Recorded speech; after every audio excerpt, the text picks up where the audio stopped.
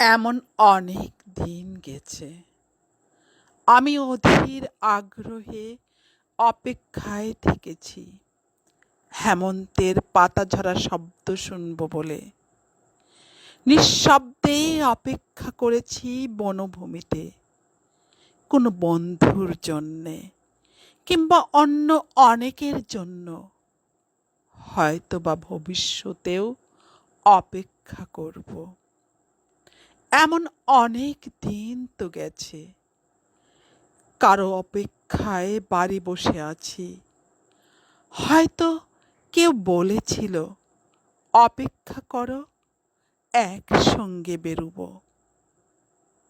এক শনিবার রাতে খুব ক্যাজুয়ালি কোনো বন্ধু ঘোরের মধ্যে গঙ্গানির মতো উচ্চারণ করেছিল, বাড়ি থেকো, ভোরবেলা তোমাকে তুলে নেব। হয়তোবা ওর মনের মধ্যে ছিল চুনিয়া অথবা শ্রীপুর ফরেস্টের বাংলো।